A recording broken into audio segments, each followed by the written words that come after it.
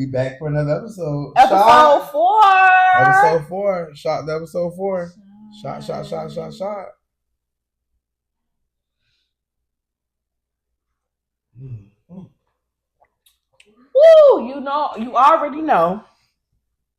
We're going to start every episode off with taking a shot. Got to. So if you don't have your shot glass and you ain't took your shot, go ahead and do that right quick. At this point, every time y'all see us, it's time. When you already know. Get that shot. You already know when you get ready to watch the Ghetto Cousins podcast, already have your shot pulled up because you know that's the first thing we doing.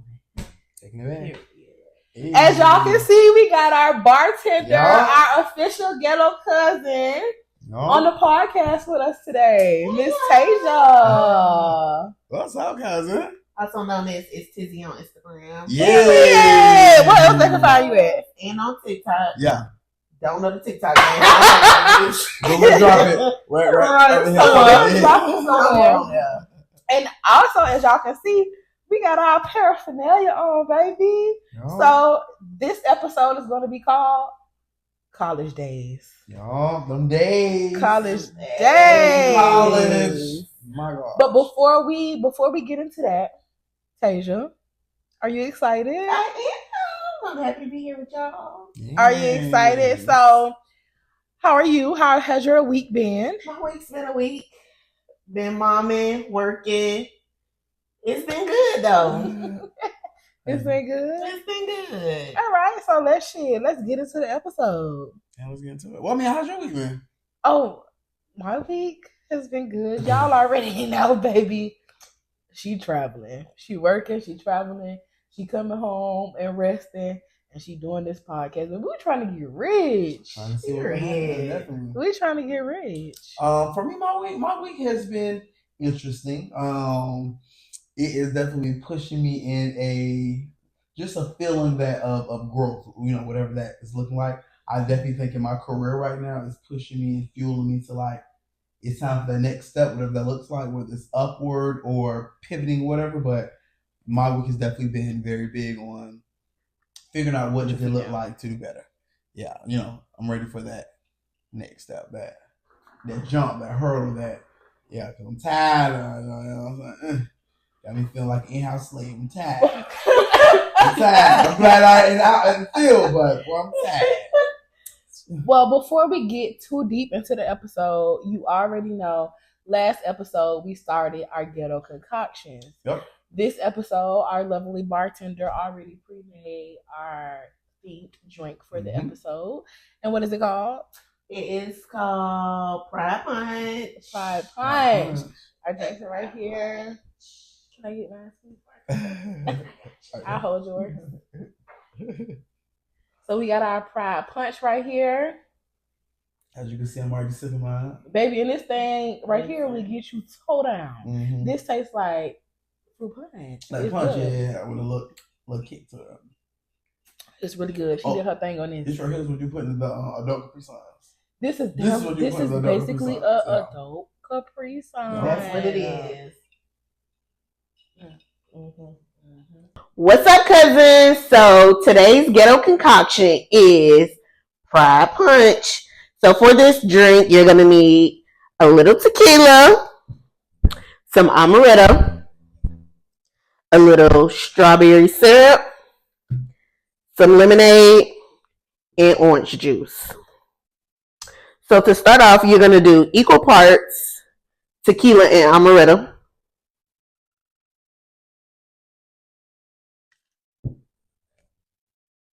Equal parts. I can't sing, y'all. I don't know why. You're going to do equal parts lemonade,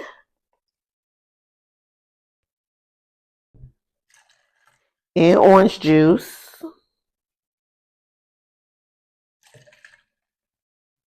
And then we're going to get our strawberry syrup. And we're going to do half an ounce of strawberry syrup.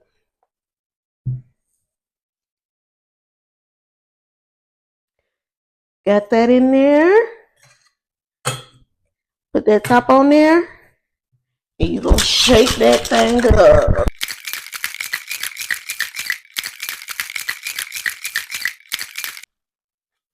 We're going to get our glass. We're going to add some ice to our glass. You like a cold drink now. We're going to add our ice to our glass. And here you have it, your Pride Punch.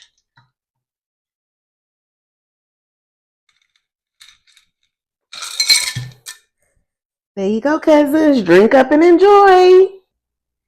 That's good. Shout out to It's Tizzy. Shout out to that girl.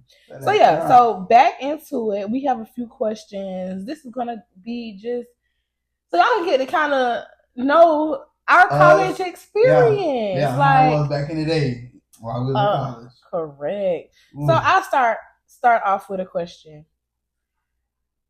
Well, actually, not even start off with a question. I'll just give a statement. Okay.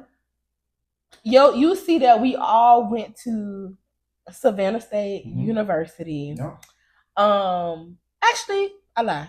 I'm gonna start out with a question. Okay, now pick now. Shut up. I'm trying to get my bearings. Anyway, what song is that? It's 2 Chainz, Money Maker. Everybody know. Well, I'm not even sure if everybody know, but I know, along with others, that Savannah State University is the first historically Black college and university in the state of Georgia. And when we were listening to Moneymaker earlier, it was just making me realize how Savannah State does not get the recognition that it deserves at all. How do y'all feel about that? I agree. I feel like a lot of people like shout out certain schools, but Savannah State is not really like one of the schools that get shouted out. But it's like, it's historical. It's an honor to go to Savannah State. You know what I'm saying? Like, definitely. It might not be like an hour or not, but I mean, usually shout out Morehouse, Clark, Spelman. Shit, they even shout out Morris Brown around this bitch. Or they shout out Fort Valley. Albany. They shout out everybody but Savannah State. I feel like Savannah State, right? Shout out to Albany. Shout out to Trayvon. I feel like Savannah State get left in the dust always, all the time, and that sucks because to be the first public HBCU in Georgia, you would think that hold a little bit of weight, but it seems like it don't hold no weight at all. Yeah. And that's crazy. Now I'm finna cry. Don't do that. I do feel like it's crazy they don't get the recognition, but I feel like if you went to Savannah State, it's the pride punch, y'all. Listen, that pride punch, that's feeling pride punch. You gotta feel a little pride. Yeah, what? I'll take yours. I'm gonna take yours. You got that today. That shit today. Start that shit today. Start that shit. Oh, she good. She's good for a cry. But yeah, I definitely feel like it may not get that much recognition, but I just feel like the fact that it is like historical, you know what I'm saying, college is HBCU. Like, if you know, you know, and if you don't know, Google it. And right now, this opportunity, if you don't know, Google it. Yeah. Well, I feel like I want to do something a little backwards today. Y'all good with that? I mean, you can do it regardless. You're a Tory, so let me just put my seatbelt on and see what happens. The fuck that's supposed to mean? Oh, I said what I said. What the fuck is that supposed to mean? I'm sad. So guess what? I'm a sad every time I said what I said. What is that supposed to mean, though? Don't beat me now. Don't beat me. I'm scared. Whoop that ass. Anyway, well, I want to do something a little different. Since we already on it, I want to give a shout out real quick to Savannah State University. Shout out. The illustrious University by the Sea. Yeah. And I just want to go ahead. I'm going to read a little bit off. It says, the oldest institution of higher learning in Savannah and the oldest public historically Black college and university in Georgia, the illustrious University by the Sea. Savannah State University was founded in 1890. It sits on a saltwater estuary. Just to put this out there, we have one of the highest rates of marine biology graduates. Yeah. Shout out to motherfucking Savannah State University. Shout out to the marine biology graduates. That is something like that, yeah. Something like that, goddamn. It was originally named Georgia State Industrial College for Colored Youth and was located in Athens, Georgia before moving to Savannah. So that's one thing I did not know. I did not know that it was in Athens before it was in Savannah. That was new to me. I never knew that. So that was interesting to learn. Food for thought. Now we all learn something new. Keep up. Keep up. So before we get off topic, I want to ask another question. Yeah. Can I ask why you asked the question? Yeah, no. Oh no, you about to open that mouth wide up. The fuck? Why did y'all choose to go to Savannah State? You want to go first? Ooh. So I did a college tour with one of my friends from high school, and I really didn't have no other option. So when I did that tour, I was like, I don't know if I'm going to get in because I applied to so many schools. Nobody accepted me, and I didn't want to do Fort Valley or Albany because everybody in my family went to Fort Valley, didn't want to go there. So I was like, let me just apply and see if I get in. And I did, and thank God I got in. And it was an hour away from my hometown, so that was good. That was another reason why What's your hometown? Brunswick, Georgia. Shout out to Brunswick. Yeah. Brunswick. Okay, for real. So, yeah. Might be. Right. Might be your ghetto cousin in real life. But, yeah, so I went to live with my grandparents after I graduated. They got me set up for school, did all the things, made sure I had all the things. And I was like, I'm going to go to Savannah State. And I'm going to be different from the rest of my family. And I'm glad I did. That was one of the best decisions I've ever made. Nice. Yeah, we love you hearing this. What about you, Brand? So me, honestly, you know what? We'll go out of order too. I'll give a shout out. I'm gonna shout out to my best friend, Kaylin. Stay hustling .lyn LYN on Instagram and stay hustling _LYN on TikTok. But yeah, my girl, you know, we ended up meeting each other at McDonald's or whatever, and she kind of gave like a Kiki Palmer, quirky little, you know what I'm saying? And so I never forget, she was going to Savannah and say, ooh, we talk, we, you know, get cool, whatever. She was like, come to my dorm or whatever, just meet me in the dorm. I'm like, okay, cool. Pull up. And I told you, she gave quirky, she gave, never forget, walked into her dorm, and she was having a good time. I'm not gonna say what she was doing, my friend was having a good time. And black ass. And they had me think right in there, oh, this is what I thought y'all be doing in college? Crazy, because you see it on TV and stuff like that, but like, to see that bitch in real time. This girl that work at McDonald's with me. Okay, well shit. And this bitch going to school. But damn, let me look into this shit. And so it's like in high school, I feel like they already, you know, you pushing to go that route, but I had a lot going on in high school. You know what I'm saying? I'm glad I got out of high school type of shit. So when I got, you know, once I graduated, everything, it's like real life started for me. And when I ran into her, that was then it had me like, dang, okay, yeah, you are working, whatever, but you working at McDonald's. You know what I'm saying? Like, yeah, you're trying to figure out what's next, but why you figure out what's next? Let's go to school. Let's go to school. Them motherfuckers like they having a good time. They ball, you know what I'm saying? And then it's like I felt like I was able to experience what the college life was like without having to go to college yet. You know what I'm saying? So like that very next semester, I started, okay, I'm gonna go ahead and apply. You enrolled. Yep, and that's how I ended up getting in college. T for me. And I'm from Savannah, so just one of the things, like, okay, my people here, my family here, but yeah, I'm trying to figure out what I'm gonna do like in the world and like let's start working. Let me also kind of further my education and see what this looks like and what, you know, what opportunities may present itself. And so yeah, shout out to my girl. My girl is the one who really had me like, oh, let me consider this route and let me be serious right now. You know, I ended up starting college when I was 20. So it was 2 years after I graduated. Like I said, you know, working with Whoop, and when we ran into each other, she was already maybe like a sophomore. Mm-hmm. And so like, yeah, okay, let me see y'all like having a good time in school. Let me get my motherfucking ass in school. You know what I'm saying? Mm-hmm. That's how that worked out. Yeah. Yeah, for me, shout out to my homegirl. Shit, might as well go ahead and give another shout out. Ooh, she gonna hate that I said that at first. But shout out to my mother, Dr. Tamiko Allen Grant. I think she like 3 times a doctor. Ooh. 3-4 times a doctor. She got degree on degree on degree on degree.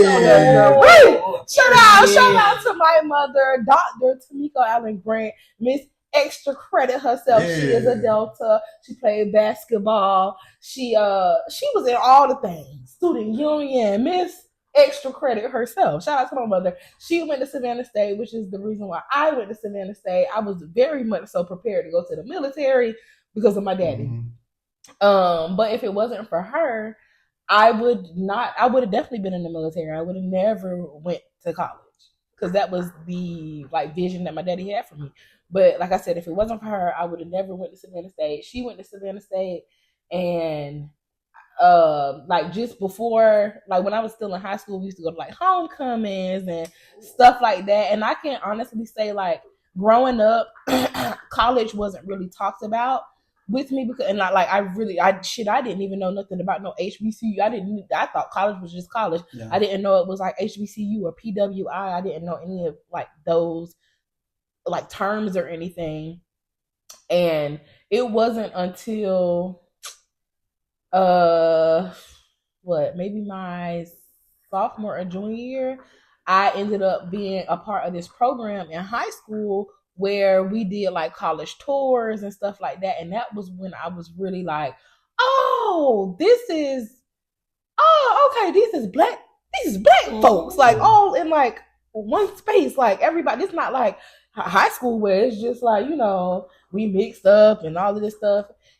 Excuse me. And so by that time, I hadn't applied to no other colleges or anything like that. All I had really known was Savannah State. I had been there so many times. I had known Savannah State. Mm-hmm. So, that was the whole reason why I went to Savannah State. A lot of people from my high school also went to Savannah State as well. Mm. Reggie, he played football. So many other people that I went to high school with. So yeah, that's my reason. I'm a legacy at Savannah State. Yeah. Legacy. Mm-hmm. So what was some of that most memorable moments in college? I'll start so I give y'all time to hear I can't think. So I was gonna say, a moment that I remember, especially because even to look at where we are today. So me and you, when we met, never forget, we ended up meeting, whatever. I was supposed to meet one of my cousins, one of the Ghettocousins, whatever. And you know how let's say you about to meet your friend or whatever, and you think it's only your friend in the car, right? When you meet your friend, especially if y'all do y'all little thing, y'all might take little shots on it for y'all go somewhere, so we'll do your little business. Y'all gonna jump in the car together. And that was our thing, you know what I'm saying? If I'm somewhere, she'll pull up, jump about my car, whatever, whatever. So when I pull up, I park, boom, I see her car, oh, boom. I walk up and get ready to jump in the front seat. A whole other bitch. Who the fuck this bitch is? Man, he flew out. Erica, shit, y'all know. Why is the person in my seat they could have been in the trunk. They could have been in the gas tank. They could have been under the top. They could have been first of all, no. They could have been anywhere. But the front seat. So I'm gonna jump in the back seat. No choice. Okay. And then get what was that? Was that OT? OT. So, if you know, you understand to say OT. You know. Everybody knows. So next up, I'm sitting here I gotta jump the back seat, whatever. Oh, so you know how you doing? Not friendly. You know how you doing? We got to talk about. And so to see how that small interaction and where we are now, I never forget certain people you might not remember how you met them or where you met them, but I remember our first time meeting. I remember our friendship journey. We've never had an argument, an issue, never nothing. So it's literally one of those bonds of friendship. We met, we synced. That's my family. That's like a sister. You know what I'm saying? Oh my God. You want to know what's so crazy? When you had first, just hearing you say that, when I heard you first say that when your cousin was here, and y'all was talking about, what y'all was talking about, and you was like, oh, that's like my sister. Me? Me? Oh. Cause yeah. Yeah. The fuck. But I got so.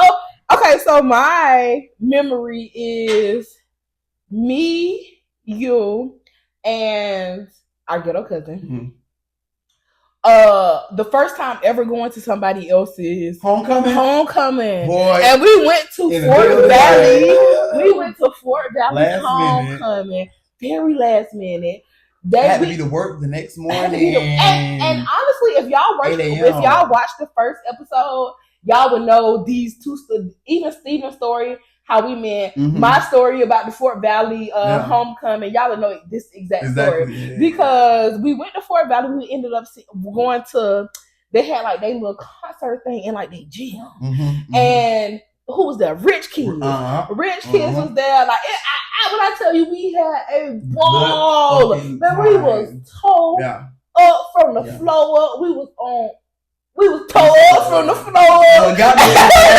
It was one of the things. Hey, let's go to do win right now. Right now, we drove. It was like 8 o'clock, 9 o'clock at night.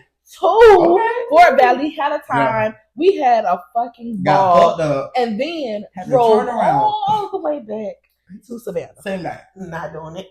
Who's not doing that, baby? You ain't driving. But I feel like in college, and I feel like everybody can vouch for everybody right now. Our age can vouch.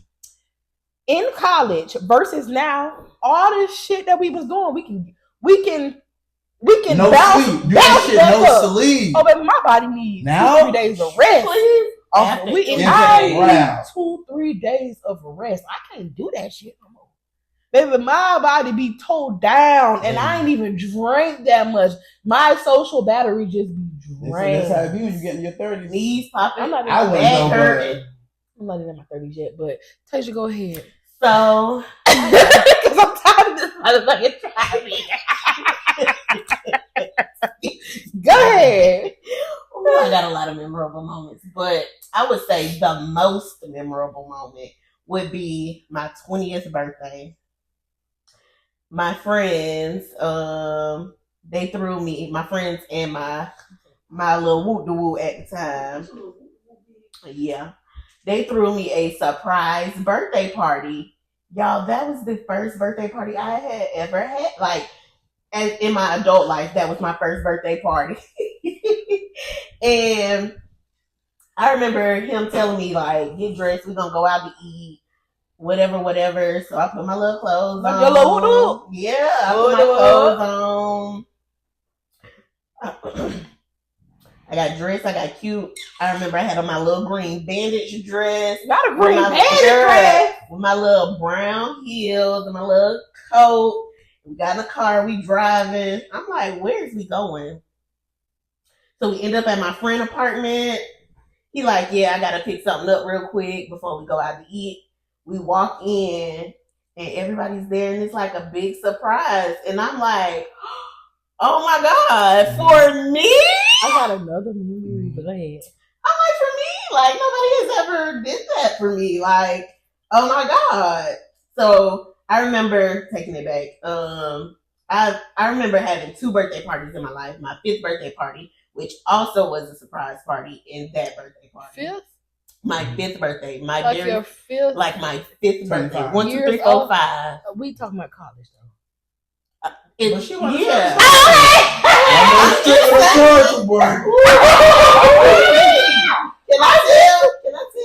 story?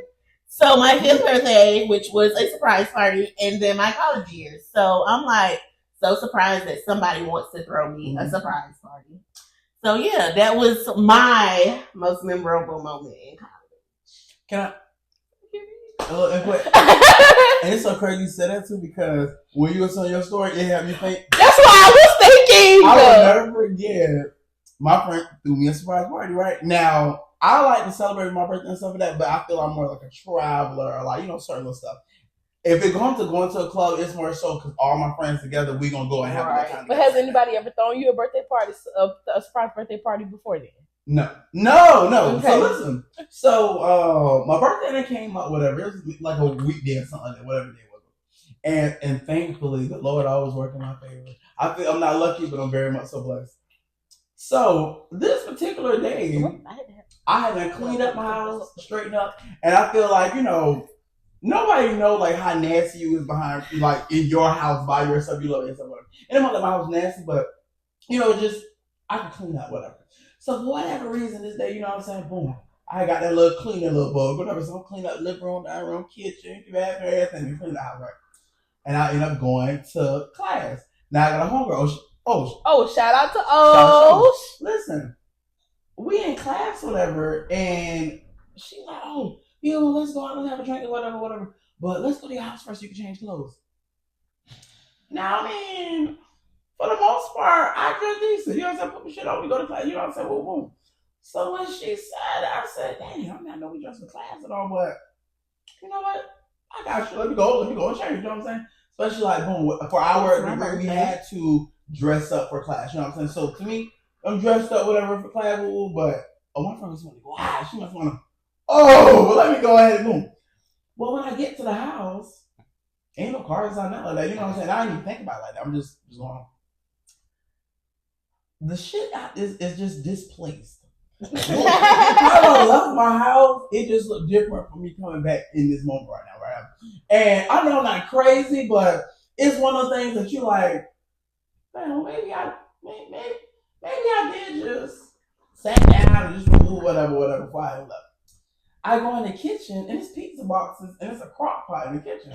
Now, I'm still stuck because I know goddamn well. There's no way that all of this shit is up in here, and I know I ain't in the crock pot. I know I ain't tripping, right? But ain't no cars outside, nothing like that. So in my head, if a bitch did break in my house, they provided me. They brought something. So I immediately started looking around the house, whatever. I go, and at the time, the 2-bedroom. Boom, I go in the second bedroom, and it was kind of like more like a dressing room or something like that, whatever. Go in there, or like another closet in a sense. Go in the room, I'm like, okay, boom. And I seen like a bag, but I'm like, well, I got female friends, bitches do be leaving shit. Man, I could be tripping right now. For some reason, I might be tripping. And I went inside I done checked the bathroom and everything. Went in my room, all my friends is in there. Surprise! And I'm not an emotional person, but I really feel like I had to really catch myself because kind of you said, I feel like I'm a good time, I'm a good friend, everything else, but I never just thought that my friends would throw me a surprise party. You know what I'm saying? Well, all of them came together, and I know that my friends know each other, but I never thought that they would come together to coordinate to do something like that. Right. I feel like in college we was all around each other all the time. Yeah, but to me, that's my first ever. At least I can think of a y'all. Surprise I have party. that. What you talking about on Snapchat? And I'm gonna try to find that so I can just put it in, and y'all can hear y'all know how. Maybe if y'all done been here through episode 1 through 4, y'all know how. You know, my friend get to screaming and hollering. What? I'm talking about my laugh. Oh, yeah, same thing. They're cousins. The laugh and scream are all their cousins. They all like each other. They all know each other. But yeah. But to me, that was a moment I'll never forget. Just because, and like I say, in the moment I had to really catch myself. People who are not emotional, you get it. When somebody do something for you, it catch you off guard because, you might be the supportive one to, make sure you're there for other people, support them to do. And I'm saying they don't do it for you, whatever, but for someone to go that extent, cook my friends, then they got me gifts, they, like the car, it felt really good. Like, and we threw it was like a party at my house that they all put together. Like, this is a birthday I will never forget. You know what I'm saying? Like, never forget. Glad to be a part of it. Me and my friend been friends for what, 10 years? I keep saying that. You always keep saying close. It has been 10 years, boo. Oh yeah. About to be 11. Man, I know that's right. You know what I mean? I be ranking. You better be break 20 years now. You might be 20 years. And I'm even 30 yet. Wow. While we on the shit reminisce about birthdays, while in college I did have I was in a relationship, like serious relationship, and this is a birthday that I'll never forget. It's surprise shit. We talk surprise. Excuse me. That young man. That's Richard. That's Rodney. Who is that young man? But a birthday that I never forget. I was in a serious relationship, and I was working at this store in Oglethorpe Mall. You in Savannah, you know Oglethorpe Mall. I'm not sure if New Square is still open, but New Square had just opened. Like was like a new store, not just open, but was a new store. And I was a manager there. And every time a shipment came, baby, first deal, I'm putting my size up in the closet in the back. So a motherfucker can't touch this. This ain't not on the floor, bitch. I want this. I'm gonna buy it eventually, not right now, but I'm gonna buy it eventually. The guy that I was talking to at the time, for my birthday, I was out on break, and he had ended up coming into the store while I was getting my nails done and shit in the mall, and shit, he had done bought up all the stuff that I had done put to the side. And actually, that's how I met him, from that store. Like, we ended up meeting from that store. And I didn't have a car at the time, so the girl that I was best friends with at the time, Stephen Ghetto Cousin, she ended up coming to pick me up from work. She ended up coming to pick me up from work, and we went back to the dorm. And when I got back to my dorm, in my room, it was a dress and everything, like a little gift bag. I was heavy on Ciroc Apple. That back then, it was like a little gift bag with a whole bunch of stuff, and it had a blindfold, Ciroc Apple, like a whole bunch of different shit in the dress, and like a whole little, like, little get up, whatever. And a little note, like, wear this tonight, get ready, get cute, this type of shit. I had never had that happen for me. This was the first time, and it was like, whoa. Like, somebody love you enough to goddamn just be thoughtful. Mm-hmm. And that's the type of person that I am. I'm very thoughtful, whether it's big or small. I still like to be thoughtful when it comes to my friends, my family, or my, like, somebody that I'm dating. Especially when it comes to birthdays. Everybody know I'm big on motherfucking birthdays. I don't play that. Whether it's small or big, bitch. You need to be thinking big, bitch. And so, like, just the whole lead up of everything, we ended up going to he ended up like so before we even so he bought me the dress or whatever, had the whole shit set out. He ended up coming to pick me up that night. We were matching. And I'm actually putting the clip. I'm putting the clip, you know what I'm saying?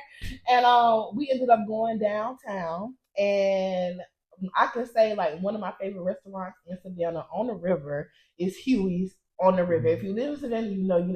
And it's Louisiana cuisine. And then we walk in towards the restaurant, and I see balloons coming out because they have like these French doors. I see balloons coming out.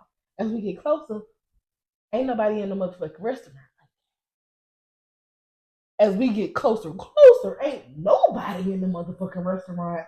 It's just balloons and like a whole little like table set up just for me. So I was just like, oh, this is really nice. Like, damn, this motherfucker loves me and I love this. It's like, man. Get y'all motherfucking classic. What? With the bullshit anyway. Oh. He didn't do that time. Yes, he did. Yes, he did. He said, because you know it don't take much. I said, when you fuck with a motherfucker, it don't take much. Oh, my bad. Well, I apologize. When you really like a motherfucker, the shit they do is like, that is what takes you over. Like, and I'm not gonna say, he set a standard for me. That, like, you know how, like, when a motherfucker set a standard for you, and you will never go beneath you can never go beneath that, especially he set a standard for me for my birthday. Mm-hmm. Oh, motherfucker gotta come. The motherfucker gotta come 10 toes down for me by my birthday. And the motherfucker don't, bitch, I'm cutting you off. I'm done with it. I'm done with it. And so, when he ended up, it was a very, like you said, like, damn, this shit was just thoughtful. Mm-hmm. A motherfucker cared for me enough to do some shit like this for me. This is something that I've never had. And I had rarely celebrated my birthday like that as an adult. So it's just like, like, this was, oh, damn, this was thoughtful. Boy, I'm gonna give you something.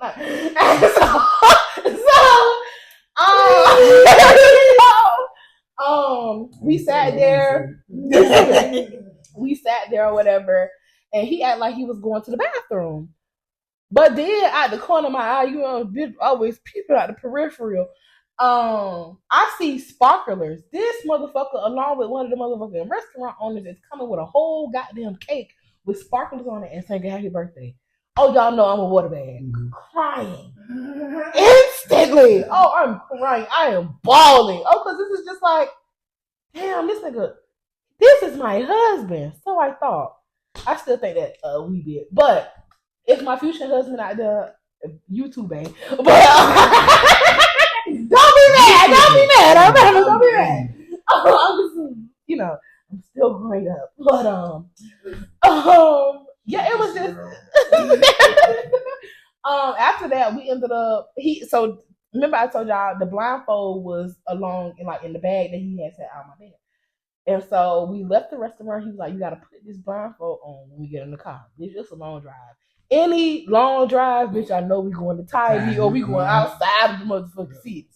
So we go to Tybee Island or whatever and drive that long ass drive. I'm taking back the motherfucking Ciroc apple.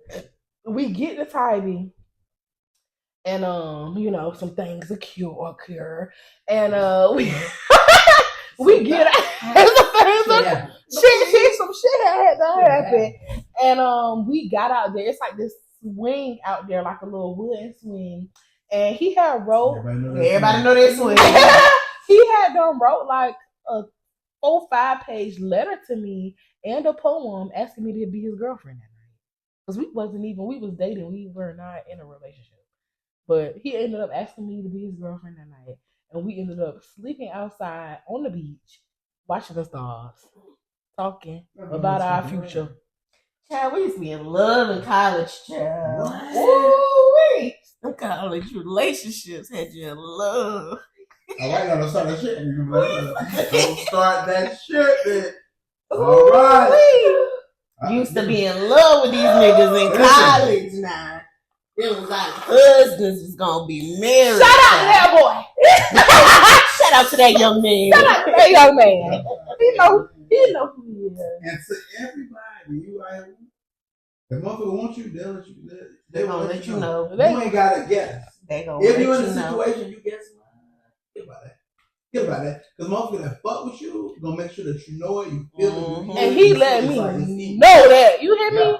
Yeah, every instance he let me know. Settle for bullshit, because motherfuckers out here handling business. Baby. We were broke in college shit. Yeah, they was making it happen. So Rock was cheap back then. So Rock was top shelf back then. So Rock apple, bitch, and you got a flavor? You nasty now. That's all that means. Okay, so listen. So how did college prepare you for your career, whether it's academically or personally? I feel like this podcast is now a part of my career. This is a business. My major was mass communication, journalism, and mass communication, with a focus of video and audio production. This is exactly what the hell I'm doing right now. Video and audio production. This is the Mark Jacobs. Yeah. This is the Mark Jacobs. I just feel like this is my whole thing.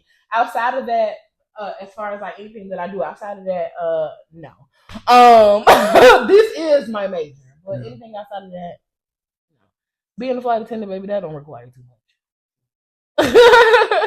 So my major also was mass communications, but my concentration was public relations. So I feel like it kind of prepared me for what I'm doing now because I work for DFACS. If y'all don't know what that is, Department of Family and Children's Services. I'm the people who everybody think we go in y'all house and take y'all kids. We don't do that. But I mean, I feel unless you need your children, unless you need them taken, unless you do.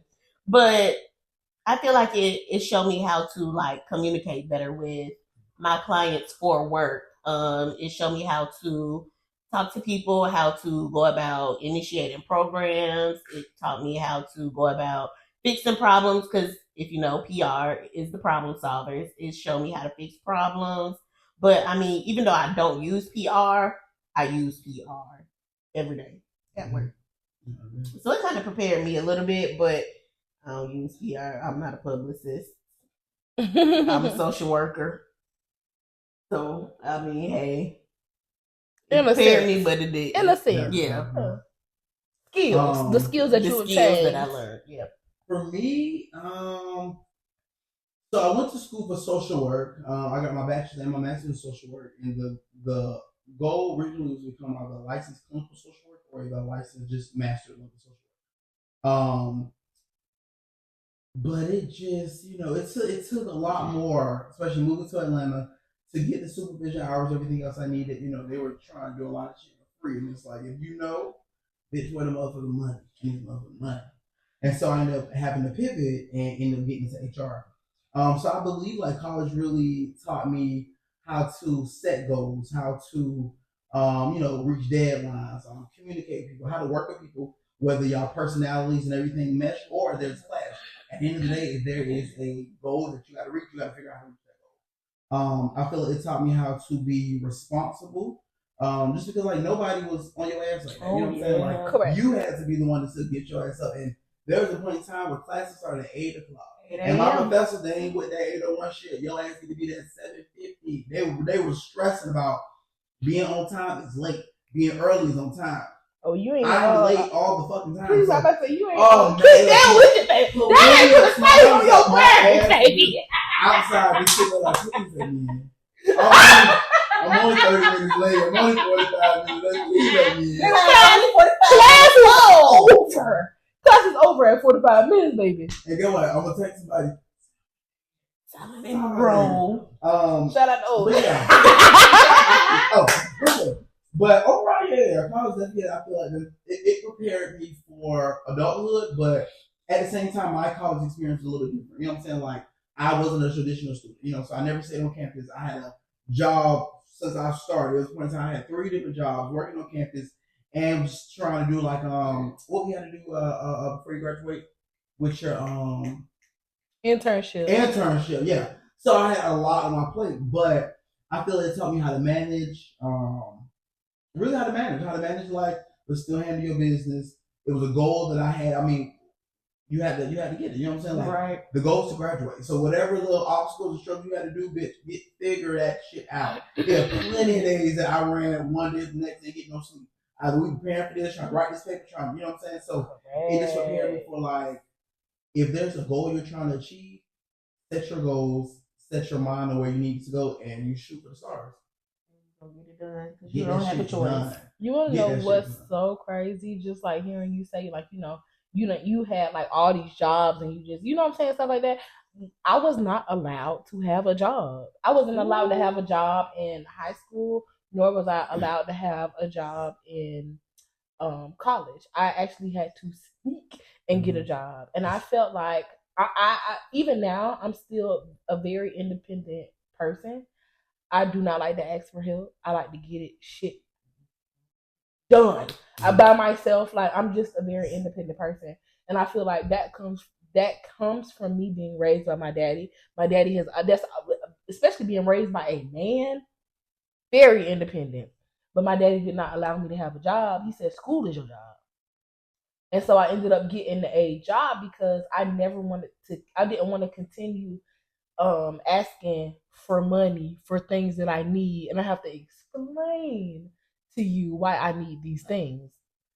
If you're gonna give it to me, just give it to me. Right.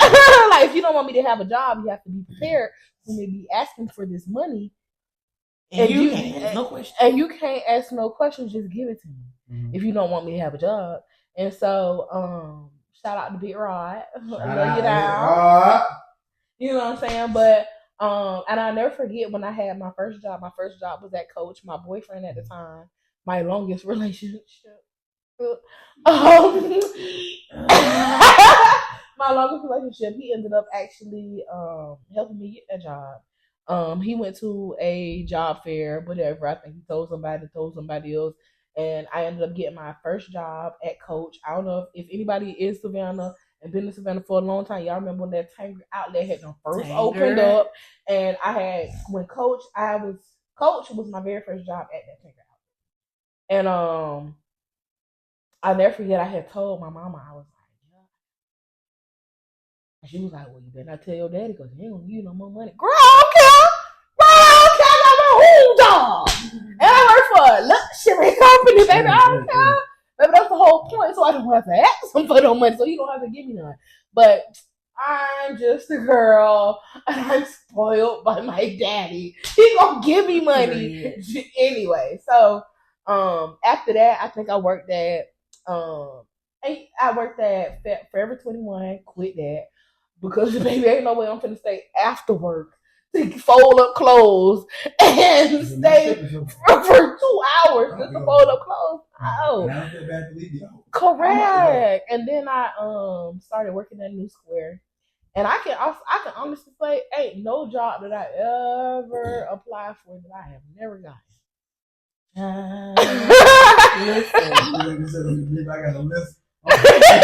Listen,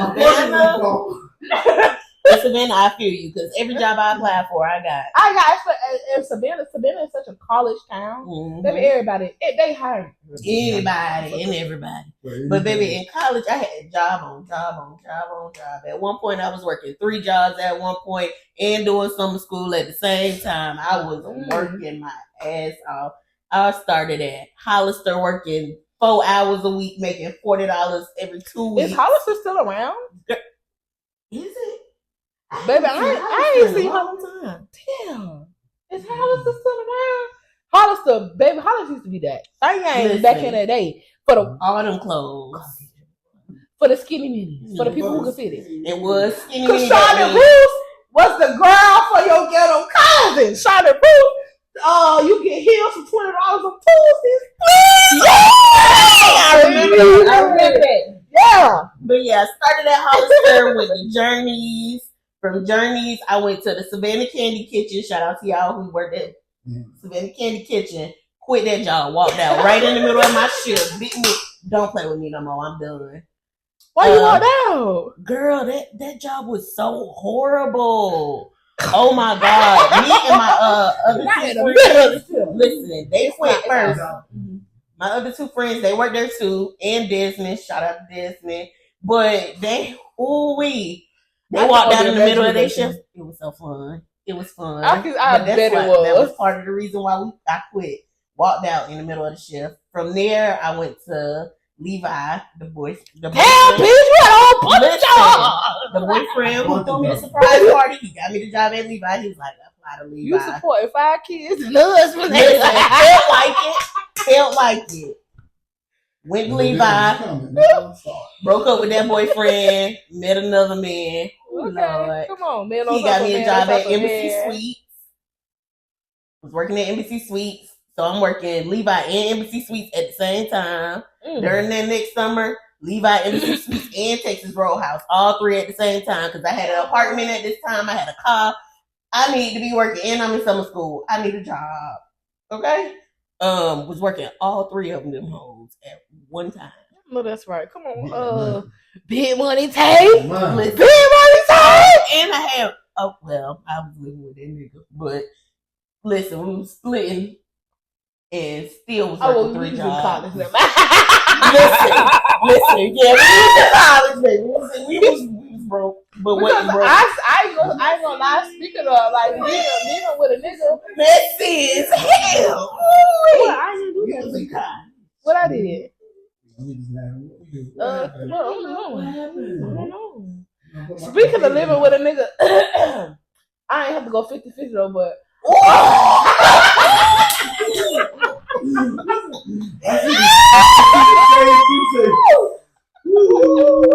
I was actually paid 25% because he had a roommate, so I was just, So that was fair, 50-50, and you was fair. A quarter. I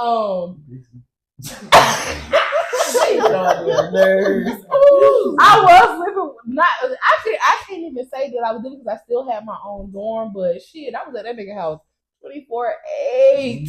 You hear me? I was at that nigga house 24/8. Damn near could have been living together. I don't want to put my business out there, so I'm gonna cut it right now. Question. So, was there any other colleges that you would have attended other than Savannah that you wanted to attend other than Savannah State? Oh my gosh! I don't know why I was a fool in school. I wanted to go to NYU, and I wanted my parents to send me up there with a BMW truck. That is crazy. We just had I just had a certain type of lifestyle. My daddy was a street pharmacist or whatever, so it was just nothing that I could have thought that I just could not have had. You know what I'm saying? Because my daddy got a lot of money. We do whatever we want to do. And so I really wanted to go to NYU. I just want to be a BMW truck, a black BMW truck. You know what I'm saying? I'm in New York. I don't know what part. For real, we probably say. I feel like how like people say that no matter what route you take, the people that's supposed to be in your life supposed to be in your life. Because I guarantee you, my parents can vouch for this. I wanted to move to New York so motherfucking bad. And I wanted to go to New York, to NYU as well. I wanted to go to NYU. I don't know why or what for, what my major was going to be. That shit look like lights and camera action. Like, I want to go to the big motherfucking city. I wanted to go. Looking at how they live and how much it. Oh, baby, I still applied. Got denied. But I still apply. And I wanted to go to NYU so bad. But I feel like, had that shit lined up, we still would have been friends. We still would have been right at NYU. We probably would have been still right here, shooting this podcast in the living room. Ghetto Cousins on Instagram, Twitter, and TikTok. Instagram. Our apartment would be a closet. Small door.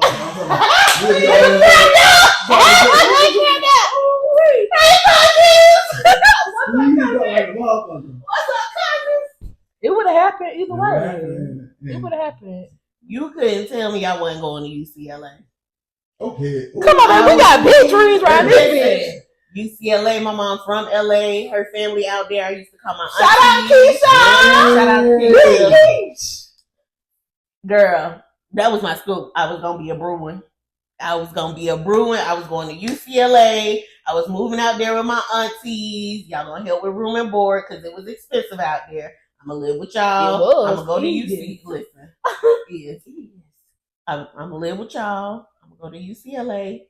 I'm going to have my little Jeep. And I'm going to become an actress in California. That was listen. Yeah. I was going to be on somebody's TV screen. One way or another. Do y'all feel like y'all's HBCU experience was worth it? I do.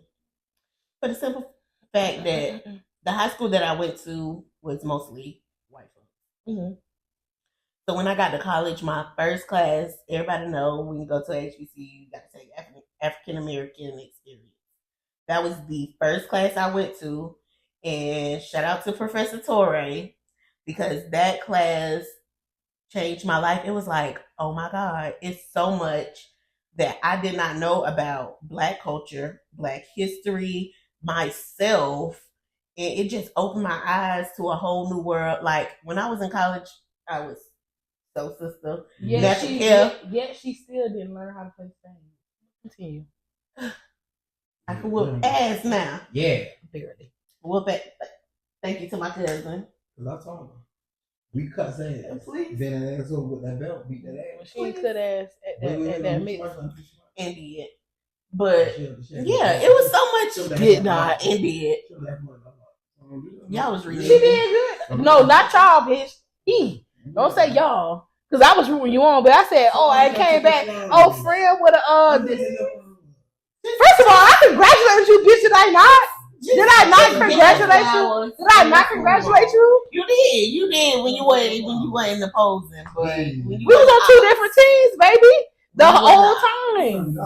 You started the whole game of space without me at the motherfucking table. We could have been partners. Oh, so you had some. And I went to go get this bitch drinks. They was like, let's go ahead and start. And this bitch ain't even say, hold on, no, wait, I'm my homegirl to get back. The other team ain't get not named book. I was trying to represent. Yeah. Yeah, this bitch ain't say, you let a nigga take my seat. And she let a nigga take my seat. You gotta take the opportunity. Girl, shut the fuck up. Take the opportunity. Okay, big soul sister. Come on, sister soldier. I was so sister in college. So, I mean, it was a lot I learned about myself. So I think except for say, kiss my ass. But yeah, it was good. I think it was worth it. I had fun. I met the people. I did the things. I felt like a black as beautiful as young lady. Mm-hmm. You want to know what's so crazy? Because, like you were saying, like I started going natural. I never forget. I cut off my hair. I did the big chop. Y'all, baby, this is just by choice. Baby got long. Please let them know. Let them know they had touched that neck. Yeah. Baby, it ain't touched on the motherfucking neck. It touched at least the shoulder. It touched at least the shoulder. Right here though. Right here. Actually, I'm gonna insert a clip. I'm gonna insert a clip so this ain't never for me. Anyway, I ended up doing the big chop, and I feel like during our college years was the time of the big chop. Mm-hmm. Everybody was cutting off their hair and starting to fuck over. Wasn't no more creamy crack. Wasn't doing no perm. Everybody was trying to get the curls and the coils and shit like that. TWA, remember that? TWA. I cut off all my hair. And I started going. That was my natural hair experience. And I actually did grow my hair all the way, and then of course now, and I actually just recently cut my hair last year. So, but yeah, when you said that going natural, I never forget that. Baby, I had to cut off all my hair and went natural. And I mean, I was dedicated, baby. I was deep conditioning, triple conditioning, heat wrap, transition, goddamn, all the things, baby. I was doing everything I needed to do. I was doing everything I needed to do. So yeah, I feel like my college experience was worth it because it's just like I feel like I came from a whole different background where I didn't even know nothing about no HBCUs, and like I said, I was very so much on the military track, but it just I feel like the HBCU that we went to, Savannah State, just opened my eyes to a lot of things. I met so many people, and I feel like I was awkward and like I didn't really socialize a lot. Introverted. But I tried to put myself out there in different things. I did run for Miss Flip. You wanna know what's so crazy? If y'all watched that first episode, I never knew that my friend knew anything about me running for no Miss Flip, about me being Miss Flip. So when he said that, he was like, "Oh yeah, did you run for a pageant?" And did we have a conversation about this? Like, when did we talk about this type of thing? When have we got to? Right. I know, but it's just like, but we weren't friends during that era, so it was just like,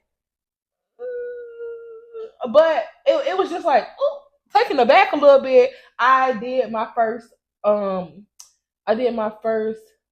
what's that shit called? I did my first pageant, but I also did what's that shit you was part of? Runway. Modeling show. I did my first like modeling show. I ain't said a clip. I did my first modeling show. Like, I feel like I don't feel like I lived all the way up to my like college potential. Mm-hmm. Like I could have did a lot more. There's a lot more that I wanted to be a part of. But I didn't because of just me being scared of what other motherfuckers would think. You know what I'm saying? Or just afraid that I wouldn't succeed at the things that I was trying to do. So that just kind of hindered me a little bit. But I feel like as far as like my experience at HBCU, I feel like it was very much so well worth it. Because one, I wouldn't have met either one of my best friends because me and Tasia didn't know each other in college, but that was something that we could relate on. Damn, bitch, I done seen you somewhere with your mean mugging ass. I done seen you somewhere. You would have been to say, yes, been friends since that very motherfucking moment. And that's been, 5-6 years? So it's like, I feel like it was worth it. I was placed to be there. I was at Savannah State for a ride.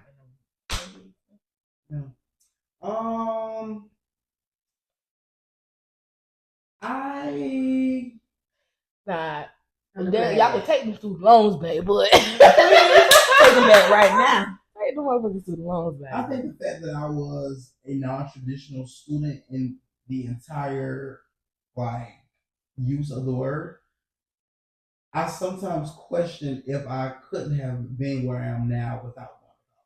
I think there were certain things that I did learn and the experiences, the people I met and things like that. But for me, life already had started. And so school was more so an additional something that I have on my plate that I'm trying to accomplish that will help me in the future. But I still have to work because I have a bill. You know what I'm saying? I have rent, I have a car note, I have insurance. And then, you young and insurance is different. And then, when I was younger, I was a little bit more dumb. So I thought if you get a speeding ticket, you pay it, boom, you're good. No, you have to have insurance everywhere. And so every ticket, that is what your insurance increases. My insurance is like $600 a month. $800 to sign up, for that initial $600 a month. In college.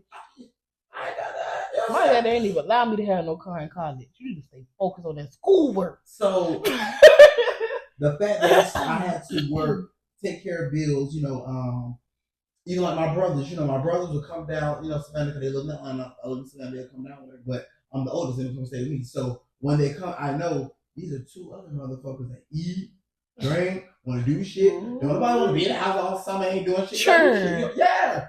So it's like I had a lot on my plate financially that I had to figure out how to take care of all of these things, and being at that moment in a position where it's all on you. It wasn't I'm a little short and sweet. Let me call my dad. Let me call. No. If you ain't got it, bitch, you ain't got it. You got to figure out how the fuck you gonna get that shit. You know what I'm saying? So you were adulting at a very young age. Definitely. You know what I'm saying?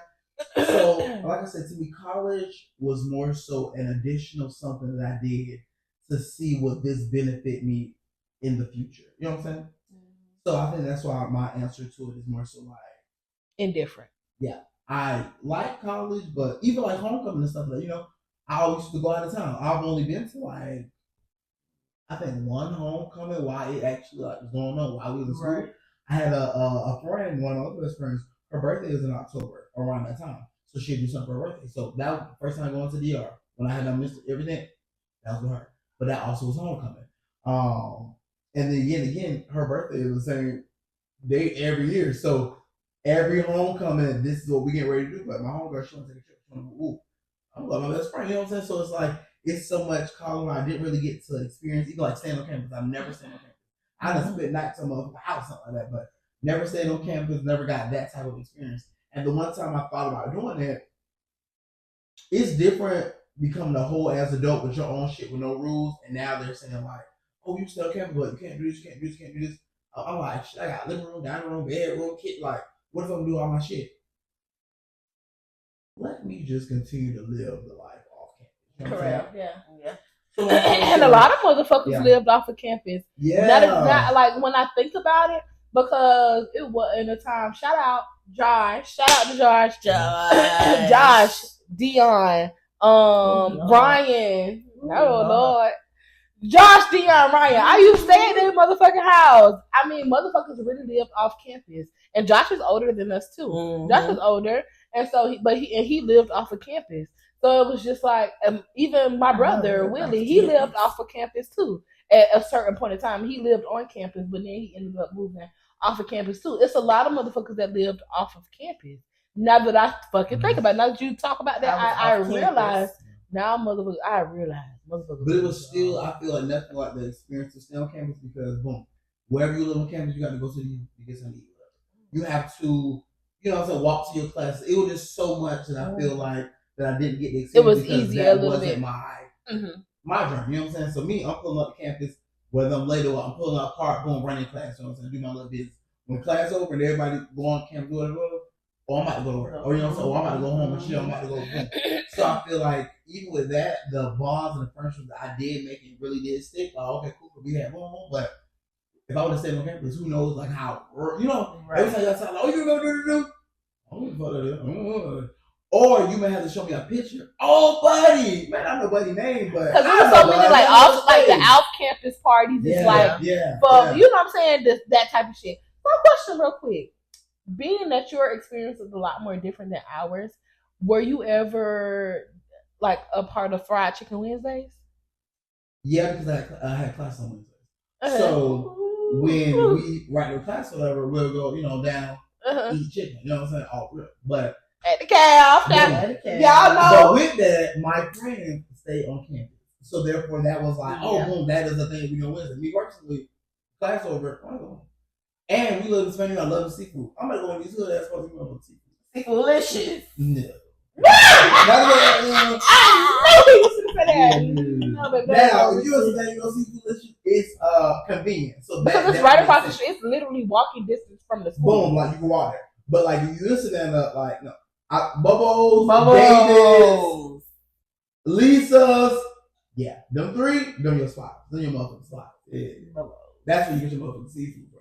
So if y'all go to Savannah, check them out. Now they hood, so make sure you pull up, you lock your doors, you know what I'm saying. But your valuables, good motherfucking seafood, yeah.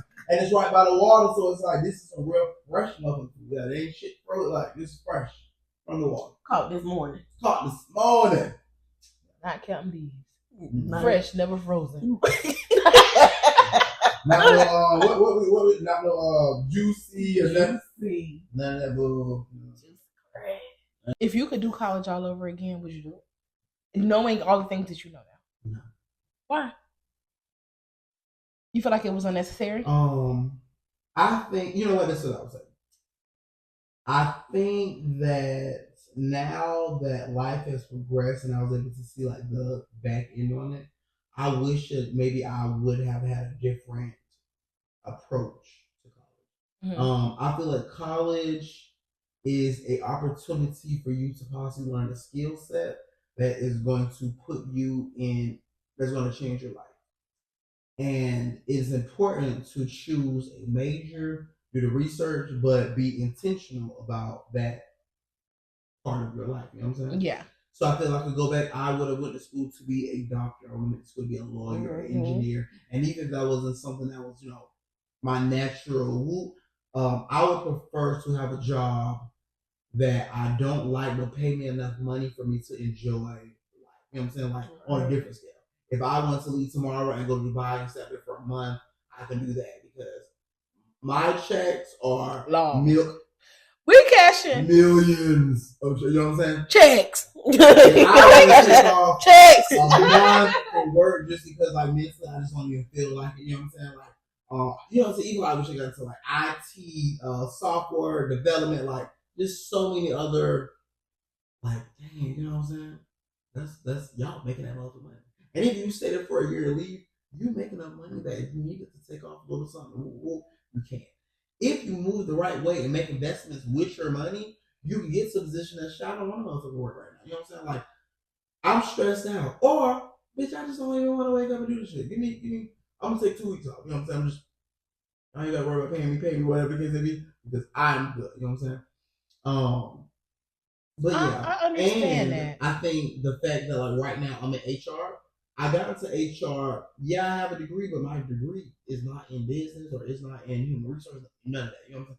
It has nothing to even do with what I'm getting into. Right. I was able to use a lot of those transferable skills to jump us out of the window. You know what I'm saying? And now I'm in there. And so now that I'm in and seeing how it goes, because I'm constantly like, growing and shaping and learning, right. I feel like this is something that I could have learned the skill set off of this. And then 2, I think also, we look down on certain trades, but there are trades that make money. Right. So HVACs, plumbers, that's something you be like, I don't know shit like that, but the motherfuckers clearing. You know what I'm saying? It's certain things in jobs that you're gonna always need for life to still be sustainable. You know what I'm saying? So to think about it, you don't have to go to college to be successful in life. Right. That is very much so true. Right. Because I feel like even for my job, checks is clearing. Checks is clearing. I didn't need to go to college. But I also feel like how you said, I would have went to, I don't even remember picking my major. I ain't gonna even lie to you. I don't even remember picking my major. And I feel like I would have chose something completely different than what I chose. But we've never experienced this before. Just like how kids have never experienced like before, we were learning and we were navigating. I feel like, and I hate to say it, I wasn't really set up for success when it came to it. Especially people like to say, go to school, get a degree, and go to Get a work. job. But that may have been the path back in the day, but things are different now. So even if that's what you want to do, I think it's very important to be strategic on what it is that you want to do, what that path look like, because don't just jump in just because it's expensive. You know what I'm saying? Like there's a ticket at the end of this that they say, oh, they want you to pay back. Right. This ain't free. That's very much so. And you look at that number and realize, shit, man. You gonna get shit out of me. Why would you charge me when you didn't let me go there for free? You should have got your money up front. Hey, y'all gonna get out of the blood. I feel like, because college wasn't a big thing that was talked about in my family. A lot of my family on my dad's side, which is who I was raised with, did not go to college. A lot of people on my mama's side did not go to college. I was the very first grandchild on both sides to go to college, 4-year degree college, graduate. Very first. You know who was at my graduation? My daddy, my stepmom, my grandparents.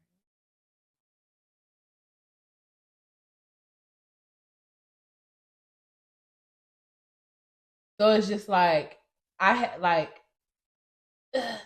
it's like damn, like you know what I'm saying? I feel like that situation had made me like just really feel a type of way. And I know you know this because even when afterwards I had my graduation dinner back in Jacksonville, and it was just like now I can talk about the situation and not get like emotional. I mean, you know, sometimes, but whatever. But in that moment, it was just like so much had happened around like like my graduation and stuff like that. And it was just like, damn, like this is supposed to be a happy moment for me. I'm like the first to do this shit. I'm the first to do this shit. And not only the first to do it, but the first to do it from a motherfucking historically black college.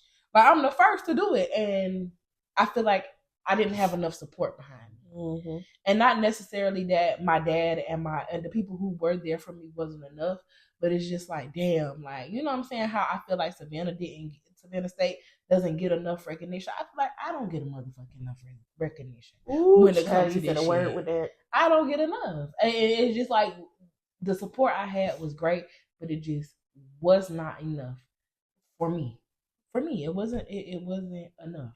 And I look back on that and it was just like, damn, it's so much shit that could have been done. And just, you know, but I always say I'm appreciative for my parents, for my daddy and my mama. My daddy has a very military background. Yet he still showed up and still shows up for me to this day. And like, yes, military was the path because that's all he knew. But he adapted with where the fuck I was going and he saw the motherfucking vision. And here we are today, very motherfucking successful. My daddy always stood 10 toes behind me. You gonna go to school, you gonna make something of yourself, and you gonna be successful. And I appreciate him for all the sacrifices that he has made and been through to raise me and get me to this point. Without him, I wouldn't be. The big rod. That's right. Mm-hmm. Shout out to you. Yeah. You did that. You did that. And shout out to my mama too. Because without her, my ass would have been in the military. I would not be at no college, nowhere. Whether it was HBCU or PWI, I wouldn't have been there. And if it wasn't for her, I wouldn't have had the choice to go to even know or go up to a college, period. So shout out to you, extra credit. I know you're gonna hate that I said that, but shout out to you, Dr. Grant. Period. If I could go back and do anything differently, it would be to do all the things that I talked myself out of doing. Like, Mm-hmm. like all the events I talk myself out of going to, all the organizations I talk myself out of joining, all of the parties I talk myself out of going to, all of the classes I talk myself out of taking. I would go back and do it all because at the end of the day, life is meant to be lived and things are meant to be done, even if you fail at it or even if you don't get into that organization or And even. you know what that just made me think about? What? When you told your sister about doing motherfucking homecoming queen. Experiences are meant to be experienced. And you're gonna regret not doing it versus doing it whether you win or you lose. And that's the one thing that I would, because I did do a lot. Granted, I did do a lot. I did Queens Without a Crown. I did that's a mentor organization. I did Nubian Elite Council of Fashion and became president. There was a lot of stuff that I wanted to do, and there was some things that I did do that I did not succeed at or I wasn't accepted into. But I mean, at the end of the day, still there were things that I talked myself out of doing. So I would go back and do all the things that I said that I couldn't do or I taught myself out of doing. Nice. I feel like just with you saying that, and I think I talked to you about it, Stephen, when I had ran for when I was doing the pageant that I did. And I feel like I won that, but I feel like I failed at the same time because I did not have the support that I feel like I should have had from my parents. They did not come to the pageant, and this was something big for me. I've never done this before. They didn't come to the pageant. It wasn't like I didn't feel like it was a, oh my God, you're doing this. Oh my God, what we need to do. It wasn't like no backing. It wasn't no like. It just wasn't like no support there. I mean, I remember telling them about it, but hell, I was so excited about it on my own. In the moment, it was just like that wasn't in my mind. Like they're not supporting me the way that I need to be supported. And even when I won, like shit, it would be great to have like, oh yeah, your parents there. This is a milestone. I've never been a part of a pageant shit. I didn't even think I was gonna win this shit. I used the same dress that I wore for my high school prom. Shit, I did a talent. I had done court and fucked that up. Like, I inserted clip. I inserted clip. What was the talent? I danced. So I had to end up. Yeah, and I ended up just not fucked it up, but I ended up forgetting some of it, and I just started doing my own shit type of thing. So to the outside, it don't look like I fucked up, but to me, oh yeah, I fucked this up, but keep going. Keep going. Do it. Don't stop. You gotta keep going and make the shit work how it's gonna work out for you. And I poured my whole self into that because it's like, oh my gosh, like I had even got so far to even get to this moment because it was other shit that we had to do and we had to interview for this shit, and it was just like, oh me, like oh y'all want me to do this? Like I'm excited to do this. Excuse me. But I just feel like I just didn't. I wish that I had more support in that and just how to even navigate it, because I mean I didn't know. Like I'm learning, and no, I just feel like I didn't have support. I feel like I would have succeeded more in being a queen. I was a crowned queen. I was in a whole fucking parade. I was a part of I had a whole coronation. I had the 9s and the motherfucking 10s, and I just didn't have the support because the dress that I wore for when I won, that was my high school prom dress. The dress that I wore to my coronation was my military ball dress from high school. Like this was a whole bunch of recycled ass shit that I hadn't worn yet. Nobody else knows this but me. Both of my dresses that I had done wore for like a coronation and for actually the dress that I wore on the float for the Savannah Day Parade, that was another motherfucking military ball dress that I had done had. So it was just like I see other people in their family is like showing up for them and making sure like they straight and raising money and they're doing all these events. But it's just like now I'm not even motivated to do it because my family not even here to support me. You know? I wish I had done that differently, no matter the support that I had. You know what I'm saying? So I had a similar situation in high school. I ran for like Prince, homecoming Prince, and you know you got to sell, you got to do that, and I feel like I'm the type of person that always just had the right type of friends. You know what I'm saying? I had the right type of friends who the lit friends and know people. You know what I'm saying? Like that type of friend. You know what I'm saying? And so even like now, I don't have a lot of friends. I know a lot of people, but my group, they all flourish in their own ways. You know what I'm saying? But yeah, and when they come out, the very last thing is the parade. The parade that you throw, you know, you throw candies on the floor. You know what I'm saying? My daddy had this big F-250 that sounded like a school bus, type shit. Like a Tonka truck or something. And then mom had this nice BMW. So I'm like, we got plastic cars. We got the money. Like, oh, you know what I'm saying? Like, I'm winning this shit. I'm knocking this shit out. You know what I'm saying? That's what my parents, they didn't even show up to the motherfucking parade. So I'm in the crowd looking at these motherfuckers. I'm supposed to be in the motherfucking parade because I'm also one of the people that's in this situation. You know what I'm saying? So I feel exactly what you mean. Like, you pushing, you trying, you holding your own weight, and you do, and you know. But when it comes to that time where like you need your people to support you and have you, and they don't show up, it just crushes your insides because it's like, you know, that may have been the last of the rule. Like for me, that is what I needed. Shit, I would have drove a goddamn stuff. Y'all gave me the cars.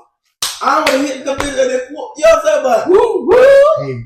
No, that's right. Yes, it is. You know what I'm saying? But yeah, I definitely agree. So to the people that got kids, relatives, whatever, friends, whoever, support is important. So you make sure that you can support your people in whatever way. Showing up matters. It matters. Showing up matters because I'll never forget. And I'm a water bag. And we know already. But after that pageant, and I don't even know if I got footage of that night. If I do, I insert the clip.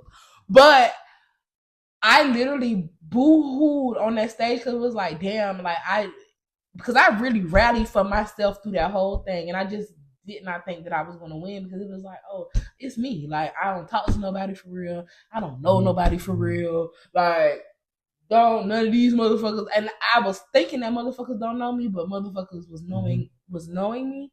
And so it's like, I didn't think that I was going to win this shit. Like, I'm just here for a good time, just to try to get out there and, you know, meet people, meet friends. You know what I'm saying? Because that's the shit you in college. You want to meet friends.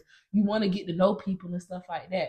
And I'll never forget, I ended up, once that had been said that I won, who, me? Oh, baby, it was a water bag. You hear me? The bag had burst, baby. I was sitting there ugly crying, too. Ugly crying. Right. Baby,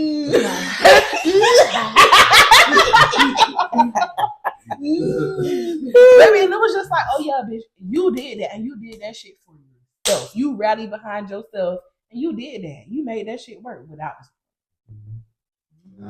failed at it. But I did that. Failed at it, but I did it. At the end of the day, I did it. And I can say that I did it and I won. Yeah. So therefore, sometimes you gotta push yourself because shit. Sometimes all you got is you, and you gotta make that shit work. You don't got a choice. What it is. So listen, I got one more question before we get into the segment. What are some challenges that y'all have ran into, or like a big challenge that y'all ran into while you was in college? Ooh, baby. And I can start if y'all want, just to give y'all a little time to think. We already know what I'm going to immediately. Well, I can say this, not asking for help. And like I said earlier, I'm a very independent person. I was raised by my daddy.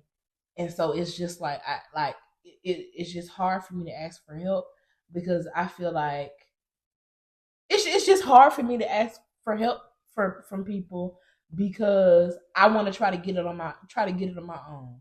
I want to try to succeed at this at my own. I'm trying to get this shit out the mud on my own. But it was just always hard for me to ask for help. So a lot of things I did fail in. A lot of things that I should have asked for help in. Now I'm failing in it and I'm trying to get myself out of it. But bitch, you need to be asking for help. A lot of shit, I done made bad grades. We done all been there, made bad grades. And it's like, you could have asked for help. But And not that a lot of times, yes, I didn't want to ask for help because I wanted to do it myself, but I also didn't know how to ask for help. Mm-hmm. Scared to ask for help because it was like you're recognizing that you don't know. And it's okay to not know everything. You're not gonna know every fucking thing. Somebody is going to have. There's a lot of shit that you don't know that a motherfucker can teach. Ask for that help, unless you want to fail. Ask for the help if you need it. Don't ever be scared to ask for help. You don't have to be so goddamn gung ho on being independent and, you know what I'm saying. Ask for the help because it leads to nothing but failure. Especially when you were in college, you paying all this motherfucking money. Make that shit. Ask for help. Learn all you can goddamn learn, and just flourish from them. So that was one of my challenges. Go ahead. So a challenge that I ran into that taught me a lesson on how to manage certain things, how your words can be taken out of context and to the wrong person, it could really just change a narrative in a direction or something. And so like for me, during my master's, I am having two situations with two Caucasian classmates at an HBCU at my school. So the first one, it was a guy I had a little, situation with, and that situation, it did turn physical, not like a fight, nothing like that, whatever, because he went. But it got out of hand and it shouldn't have. You know what I'm saying? I feel like the older you get, you're willing to take accountability and can see how you can do better in such a situation. You know what I'm saying? So in that, it wasn't like the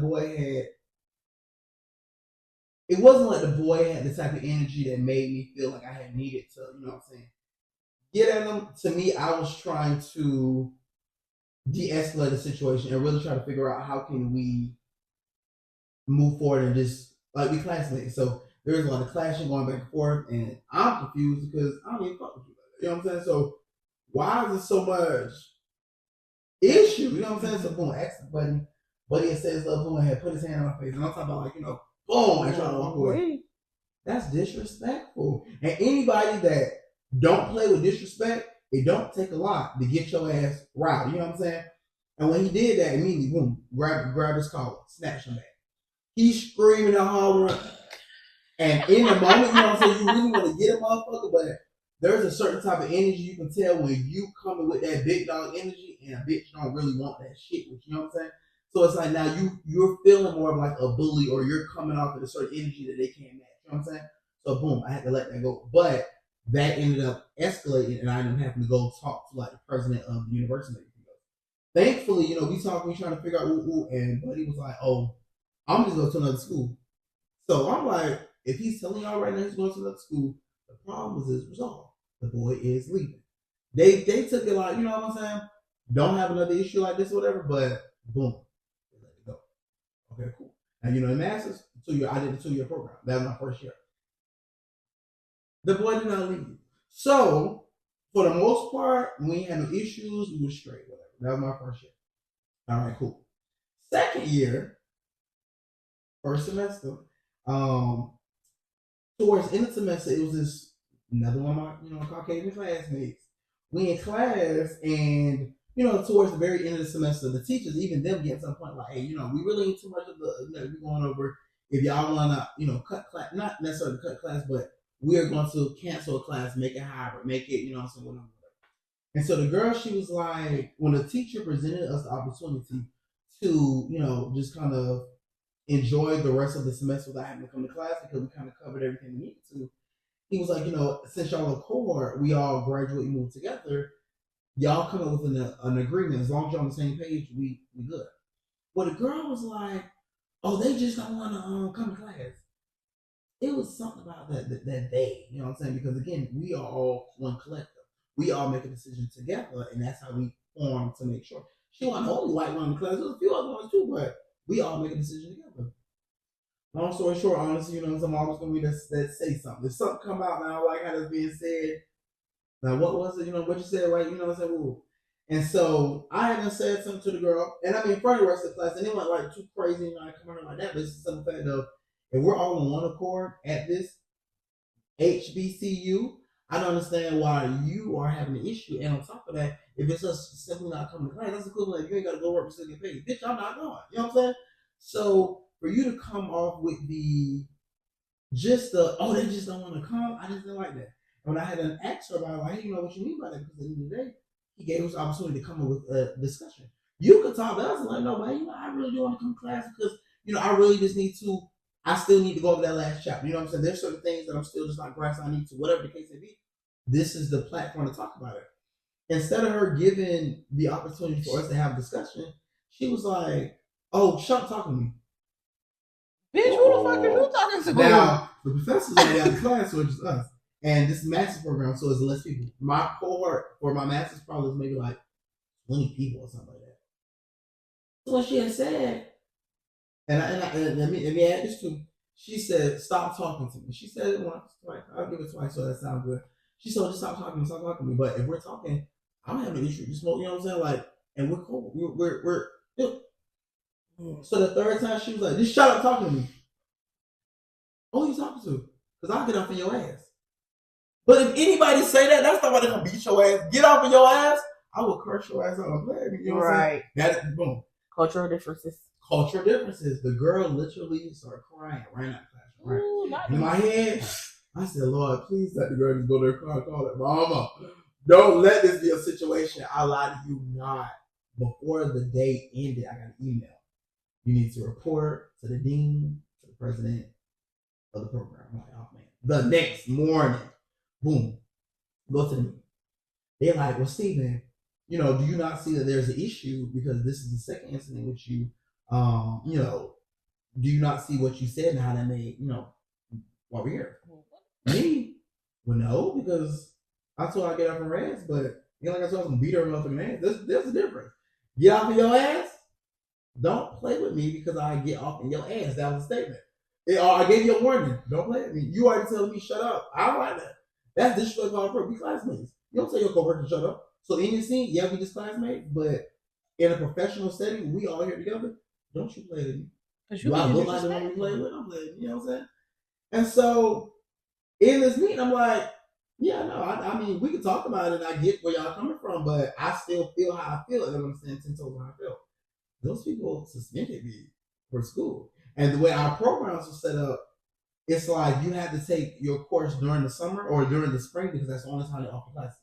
The next set is fall, but they only offer the fall in the fall, the spring in the spring. Mm-hmm. So if I'm not able to get the fall, it's not, oh, I just do it that next semester, not like that. You just do it that next year. Hell no, y'all not better sit there suspended for this white bitch. So and then an HBCU. What? So boom, I had to roll appeal. I wrote 3 appeals. All the appeals were denied. My 4th appeal, I'm like, I gotta come from a different angle. I done came from a different angle. I done try, They still denied me. So I was like, dang man. I might just gotta look into like switching my major. Mm-hmm. Long story short, I had a classmate, she was a pro-black lady. Dang, I wish I could like I named Miss Jude or something like that. If I remember her name, we add it to it. But long story short, she asked she asked, hey, where's Stephen? Why don't see Stephen come to class? And she told Ocean and telling her what the situation, what happened. She called me and was like, hey, no, we ain't going for that. We'll write statements, we'll do whatever it takes, but we're not going for that. And she gave me that last bit of fuel, like, yeah, you're right. So I started reaching to everybody in the class, said, hey, can you write a character statement on just me as a person, but also just giving like what happened with that situation. Got mostly everybody's situation. When I told you one of the girls I was cool with, but that bitch ain't really found. Mm-hmm. I mean, yeah, she knows love what her she is. Don't love her now. Yeah. Anyway, so I ended up getting everybody's character statements, but I also ended up getting a lawyer because I mean, honestly, when you get to a certain point, lawyer up, and my lawyer was an alumni of Savannah State, so he didn't even charge me. And so, ended up getting a lawyer, submitted the documentation, everything else, and they ended up dropping it. And like, what we're gonna do is, you need to write like an apology to her, something like it was just a lot that they gave me to do. And you know what came through and saved my ass? Goddamn COVID came through. And that was my very last semester. COVID came through, 2020? I graduated May of 2020. And so COVID came through, really ain't nobody know what to do. We're not in classes. We're not in school. So now, all that shit happened. We good. This is easy semester. The professors don't even know what to do. So even like we're now working like, remote and everything else, but that last semester, easy peasy. And that really has taught me, I feel like that was like me being a black man in a situation that just taught me you have to manage how you talk to people, you have to manage what you say, because you can give somebody else the bullets to hurt you or to turn around and turn it against you. You know what I'm saying? And to me, I feel that was like a black reference. Don't play me so I get up your ass. We understand certain your mom may tell you certain shit, like, you're doing too much. Calm down. That's calm your ass down. That's, to me, that is how I put it out there. But she perceived it a whole different way. And the way that she pushed it, she pulled the I'm scared, I'm afraid of my life and everything else. And she like, crying and shit. Come on now. We all know the white woman tears. Shit, yeah. But like I said, to me, that also just was a learning lesson to me. And now that I'm in HR, that was a moment that I'll never forget. You have to watch what you say, how you say it, and how it can be flipped and turned against. You know what I'm saying? Type shit. So that was a challenge that I'm just like, I never would have thought that's what I experienced, but I did. And if you're in a fucked up situation, get you a lawyer and keep trying. Somebody, it be pro bono. I mean, not to say that they got to work so they can get their money. But hey, man, if you're in a fucked up situation, and depending on what the situation is, you got to get your lawyer. Don't be scared. What's up, cousins? Are you enjoying the episode so far? If so, let us know by following us on all social media platforms. Starting with your boy, Sir Steven. 2 R's. Steven spelled with a PH. And at Erica G, 3 A's, G _. And, of course, the podcast itself. And go ahead and subscribe to all your favorite platforms. In addition to any special announcements, special giveaways, we'd love to hear from you, our favorite cousins. So make sure you subscribe, because we would love to hear what you thought about this episode and what you want to see next. We can't wait to interact with you. Until then, let's get back into the episode. So now we are getting into this segment. Shout out to my cousin is the very first one. We already know that. I'm going to shout out all my cousins who are currently in college or in a trade, and y'all making a life for yourself. Some life advice I can give is just enjoy these days. Enjoy these days, make the friends, join the organization, go to the parties, be safe, have fun, learn all you can, and lock in and stay focused. Because at some point in your life, once all that shit is over and done with, you're going to be sitting back and you're going to reminisce on the good old days. Or just on them days in general, like we doing now. So yeah, shout out to all my cousins who are currently in college or in the trade. Shout out to y'all. Well, my shout out is gonna be to, my cousin, that's my sister. But my shout out is gonna be to little sis today. Congratulations to her, because she got into her HBCU. My girl gonna be attending Jackson State University. So shout out to you, girl, because you're doing your big one, and you out here making it happen for yourself. So shout out to you, sis. We proud of you, girl. Very proud. Very proud. And then, so I gave my shout out earlier, but I ran it back. My shout out is gonna go to Stay Hustling .lyn on IG, STAYHUSTLE.LYN on IG. TikTok STAYHUSTLE_LYN. This is my homegirl Kayla. Like I said, she's the one that also got me into like school. But she's a hustler, she's an entrepreneur, she's a mother, a business owner. That's my venture partner. She's a marathon runner. She's also SSU. Shout out to my best friend. Shout out to my ghetto cousin. Back in the day when I was young, I'm not a kid. Yeah. Sometimes I really wish I was a kid again. Back in the day. I gave y'all my back in the day already. Shout out to the illustrious University by the Sea, Savannah State University, the first HBCU, public HBCU. So I am going to get my back in the day to James E. West. So right now we have microphones. Microphones however here is cool. So James is actually an American, African American inventor who is known for his creation of the microphone, which is widely used in various audio devices such as like telephones, hearing aids, as well as like microphones for like recording equipment. He was born in 1931, so a long time ago. Way back in the day. When he was young and not a kid anymore. Way back in the day. But his contributions to like technology and his work in engineering, it earned him a numerous just people know him now for creating the microphone, creating the device that helps us communicate, talk, record our audio, and either transmit it back on the other end as well as record it for us to, have playback. So shout out to James. Shout out to James E. West. If you don't know, Google him, learn a little bit more about him. Are we ready to get into our bag?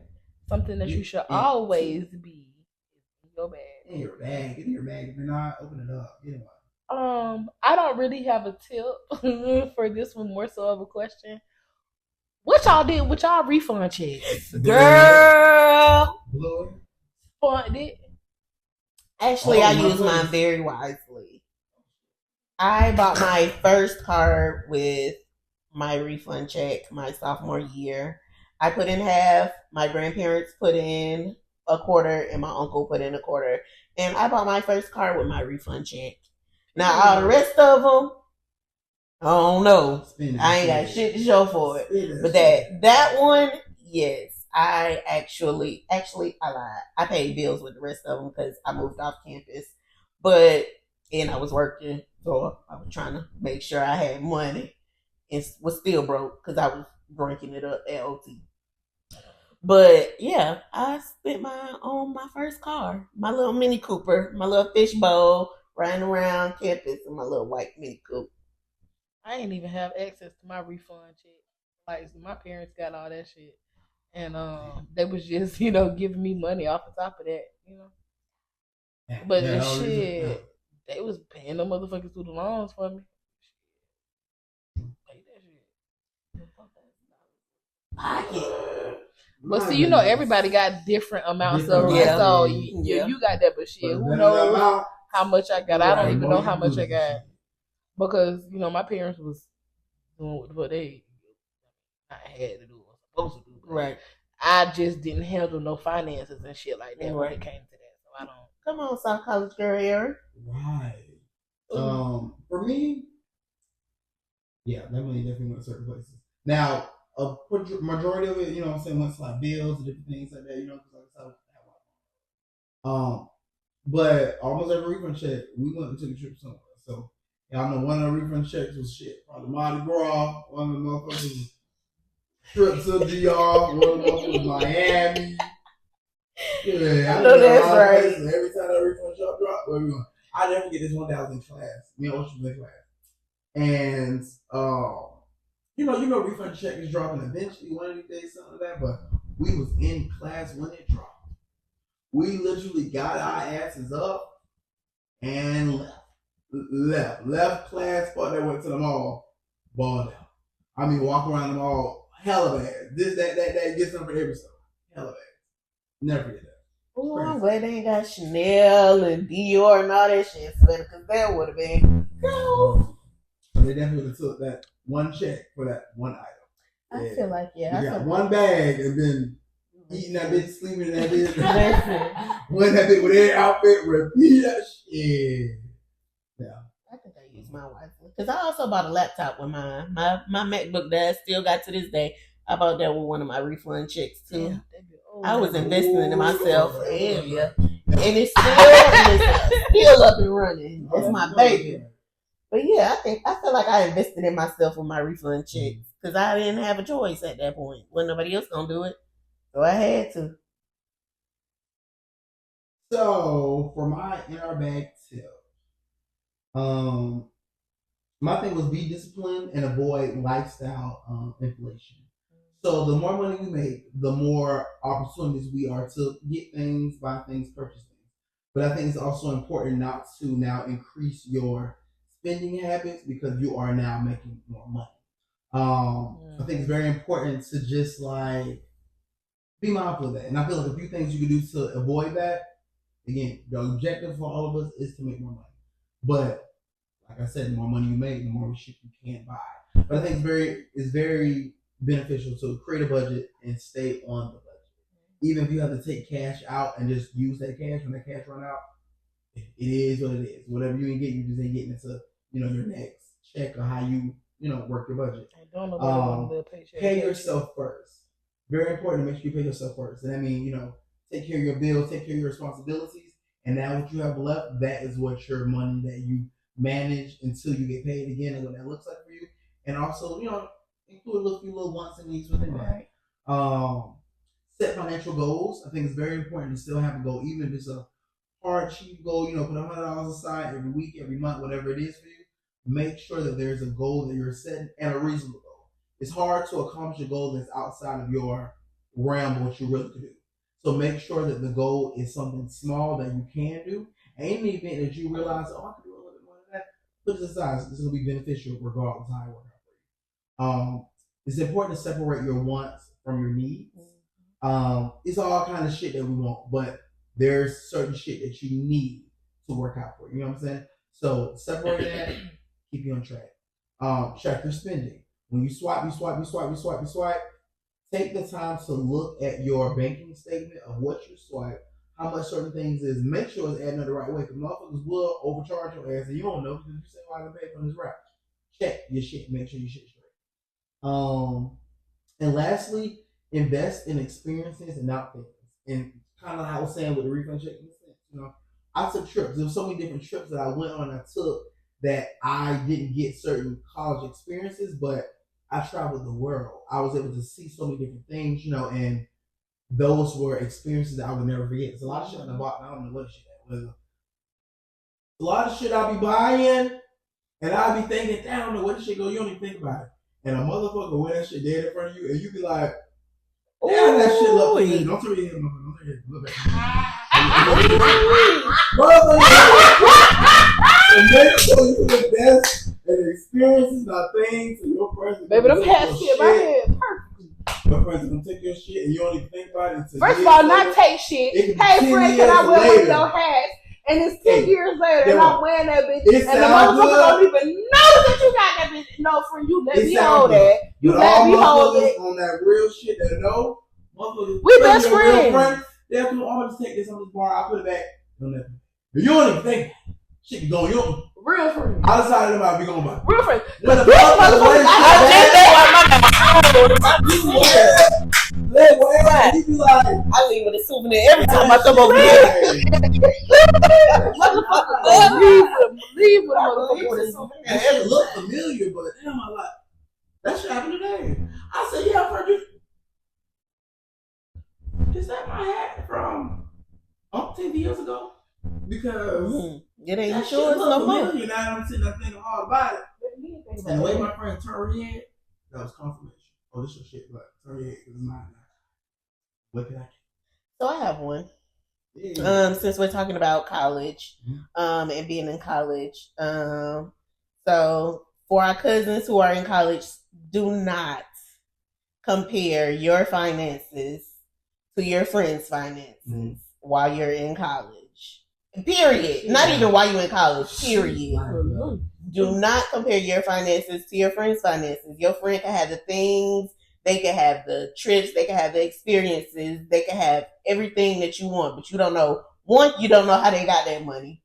Two, you don't know who's supporting them. And three, you don't know if they actually have that money or not.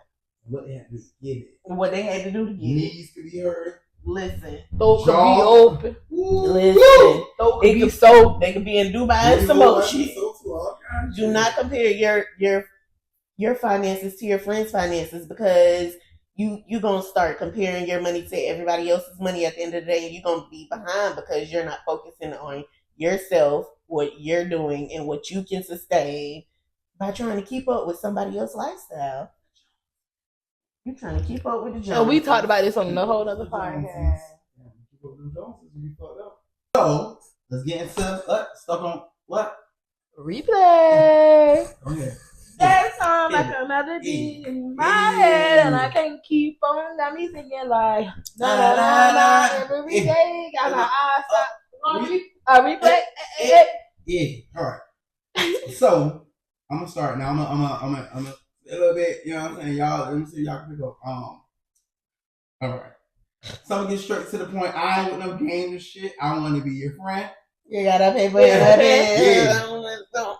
You sliding. Oh, you got a man. That's cool. I'm trying to be there. Fuck friends. And you better be that. I ain't creeping and chicken. Nothing. You put on the down low. You not pulling on that. Oh, Hey, let's be that was good friends. You and Mine is Fuck Friends by Great Boy and Camouflage. All right. First off, y'all from Savannah? Oh, no, Savannah Camouflage? That's one of my good ghetto cousins. Good ghetto cousins from back in the day. I like that. So shit, I'm gonna do mine next to see if y'all catch on. Let's see. You the singer. Let's see what you got. Ooh, I ain't no singer. I'm just holding up. Y'all ready? I was walking through the crowd and I seen her with a team. I tapped her on my shoulder And say, girl, I like your jeans. I told her, go, shorty, go, shorty. I know. So my song is Go Shouty by Travis Porter. okay. My song is also Travis Porter. I don't know. This is a little niche song. This little 1-2 that everybody don't know about. But College Girl. And I chose this because they definitely shout out to Savannah in that song. We don't get the recognition that we deserve. But they put us in that song. So that's going to be my song right now. Yeah. College Girl by Travis Porter. I got me a college girl. Remember that? Shout out to my boy. She the best girl in the world. Yeah. Shout out to y'all. Shout out. Exactly. It's another song. I can't remember who it is though. When she said from the Savannah. If I figure out the song. If y'all know that song, put it down in the comments. And she go, I'm from the Savannah. If y'all know that song, because we cannot think of that song for nothing in the fucking world. If y'all know that song, put it down in the comments. Put it down in the comments. In the comments. Help us remember. Help us remember. I'm that bad. Yeah. So listen. Hey, that's the conclusion of the It's a wrap. It's a wrap. Episode 4. With our new ghetto cousin, Tasia. I hope that y'all enjoyed this episode. We enjoyed having a conversation with y'all. We enjoyed the drinks. Yep. We enjoyed the conversation. We cannot wait to see you guys in the next episode. Until then, we'll see y'all later. Hey. Bye, cousins. And don't forget, subscribe. Subscribe to our YouTube. Subscribe to the Instagram, the Twitter, the TikTok, the everything. And email us. The Apple Pay, whatever you need to. Period. And email us. We really want y'all to email us and shit about anything. We trying to hear y'all's life stories and y'all college experiences and definitely. And everything. Send some stuff we can read. Especially if you need some advice. I feel like we'll give some real good advice. If y'all need some advice. May not be, but we'll still see. Shit, give us a problem. Let's see. Give us a problem we can solve. We trying to be like the motherfuckers. Yeah. But until next time. Peace, cousins.